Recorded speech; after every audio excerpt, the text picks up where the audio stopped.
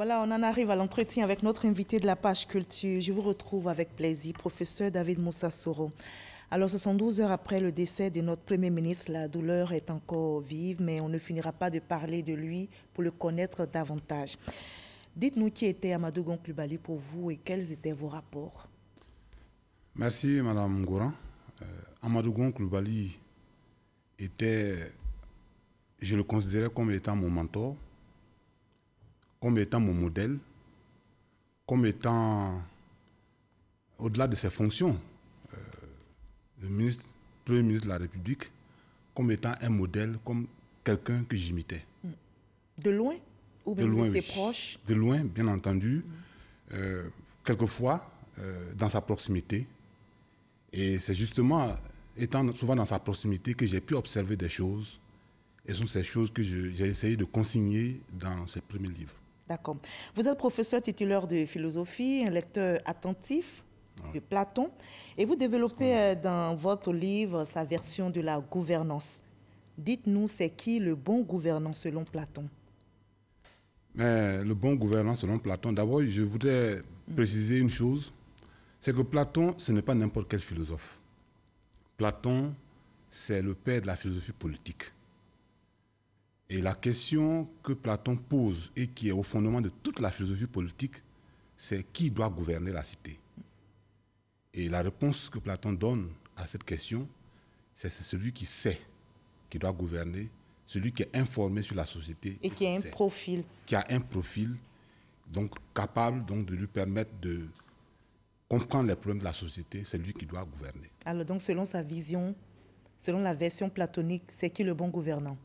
Mais selon Platon, le bon gouvernant, c'est celui qui est informé sur la société et qui a été formé efficacement. D'accord, donc qui est formé et informé. Absolument. Vous témoignez dans votre livre que AGC était le bon choix, il avait le meilleur profil et répondait aux critères donc, pour diriger la cité. Ouais.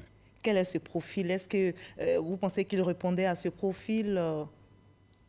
Oui, bien entendu, c'est ce que je pense. Ça, c'est vraiment ma position. D'accord, il était formé, il était bien informé. Il était formé. Platon a demandé à ce que le dirigeant soit bien formé. Amadou Gon était très bien formé. Vous allez nous a dit tout à l'heure, on va juste suivre ensemble ce résumé de votre ouvrage AGC, l'homme qu'il faut. Quel était donc ce profil? C'est résumé par Issa Tchounan-Yeo. On regarde un bout et on en reparle sur ce plateau.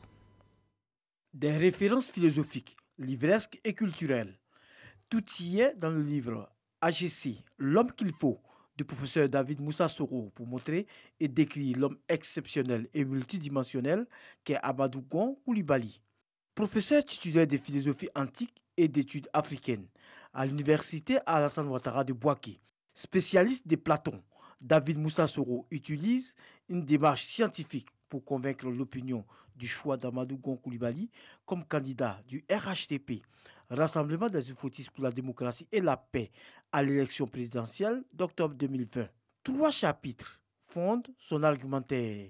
Le premier, Amadou Gon Coulibaly, un choix conforme aux exigences de la philosophie politique, permet à l'éminent professeur, prenant des références de penseurs, qu'un triptyque est indispensable pour gérer la cité: la formation, le savoir et la compétence. Le deuxième, Amadou Gon Coulibaly, un choix conforme aux exigences de l'engagement et de l'expérience politique, fait mentionner par l'auteur que l'engagement politique est un héritage familial. Étant donné que l'engagement politique dans sa famille est une affaire générationnelle. Quant au troisième et dernier chapitre, Amadou Gon Coulibaly, un choix conforme aux exigences des valeurs humanistes. Un accent particulier est mis sur ses qualités morales, à savoir sa fidélité, sa loyauté, sa patience, sa droiture, sa constance et son engagement. Bref, pour David Moussa Soro, Amadou Gon Coulibaly était simplement l'homme de la situation.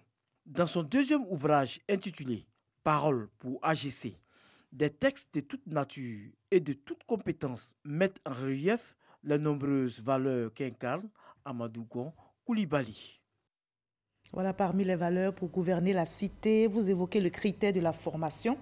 Vous dites un bon gouvernant dans votre livre doit être bien formé et informé, surtout avoir une connaissance technique et globale de la société. On a entendu également dans le résumé bien fait par Issa Tchonayeo. Alors dites-nous, que nous révèle la biographie scolaire, universitaire et professionnelle d'AGC et qui pourrait laisser penser qu'il avait le meilleur profil pour gouverner la cité? Alors, je voudrais vous dire merci pour cette présentation que je trouve géniale, que je trouve assez complète. Il faut savoir qu'Amadou Gon Coulibaly, c'est d'abord un bac C. Un bac C en 1977. Et qui dit le bac C en 1977, c'est de quoi il s'agit? Il s'agit d'un bac d'excellence. Un bac C obtenu au lycée de Dabou avec la mention assez bien. Première étape. Il faut noter que Amadou Gon Coulibaly est reçu au lycée Jean-Baptiste C de Paris, aux classes préparatoires de cet établissement d'excellence également. Et après donc les classes préparatoires au lycée Jean-Baptiste C donc de Paris, il est reçu à l'école des travaux publics de Paris. Il n'accédait pas à ces classes préparatoires qu'il voulait? Non, vraiment pas. Il fallait être parmi les meilleurs. Il fallait être parmi les meilleurs et surtout pour un Africain, ce n'était pas donné du tout. Il avait donc un parcours excellent. Absolument. On n'aura pas le temps de tout déballer ici, mais au niveau professionnel? Alors, au niveau professionnel, on le sait, je crois que c'est presque un secret de Polyginène. Alassane Ouattara a été pour lui le mentor. Après cette formation académique de très haut niveau, il fallait absolument qu'il ait ce qu'on appelle un stage pratique de la vie. Et ce stage pratique de la vie, il a eu à faire ce stage auprès de Alassane Ouattara, qui l'a formé, qui a fait de lui en 30 ans l'homme que nous avons eu. D'accord, donc il a su allier théorie et pratique. Absolument. Alors si AGC remplissait tous ces critères, vous savez aussi, et vous l'évoquez dans votre ouvrage, que la possession de la connaissance ne fait pas nécessairement un homme politique efficace, selon Max Weber, qui est aussi un grand philosophe. Tout à fait. Alors, c'est vrai que le savoir est important. Platon l'a dit, et je partage parfaitement donc cette vision. Mais il faut noter que la possession du savoir ne fait pas de vous forcément un bon politique. Pour être un bon politique, il faut deux conditions. Il faut avoir l'éthique de la conviction, mais également l'éthique de la responsabilité. Et Amadou Gon Coulibaly remplissait parfaitement ces deux critères. C'était un leader très responsable de tout ce qu'il posait comme acte et qui avait une forte conviction de ce qu'il faisait. D'accord. AGC avait-il les gènes de la gouvernance quand on voit la lignée dont il est issu? Oui, je crois que c'est une évidence. Il faut remonter à 4 générations pour voir que dans la lignée d'Amadou Gon Coulibaly, il y a des personnes qui ont marqué la Côte d'Ivoire. D'abord, ça on ne le dit pas suffisamment, il y a eu Zouakagnon. Ensuite, il y a Peleforo Gon Coulibaly. Puis, son grand-père, Amadou Gon Coulibaly. Amadou Gon Coulibaly, grand-père. Ensuite, son père, Bomblé, Petit Gon Coulibaly. Toutes ces personnes ont marqué la Côte d'Ivoire, ont marqué la région du Poro. Il était aussi versé dans la tradition, vous l'avez dit, il a été initié dans le bois sacré. Oui. C'est un intellectuel, mais aussi qui avait les pieds dans la tradition. Oui, et c'est important de le signaler. Vous savez, beaucoup pensent... Et vous avez juste 30 secondes pour le signaler. Oui, beaucoup pensent que la culture n'est pas compatible avec la modernité. Ce n'est pas vrai. Amadou Gon Coulibaly a assumé son identité. Il a été initié au Poro dans le grand bois sacré de Kourougou, le Sinzangbo. C'est un Mborgo. Vous avez tenu à lui rendre cet hommage à travers ses vers à la page 15 avec l'indulgence de la réalisation. On vous accorde juste 10 secondes, un exercice difficile, mais je sais que vous allez le réussir. Ô Gon, tu es Gon, fils du père, du grand-père, de l'arrière-grand-père.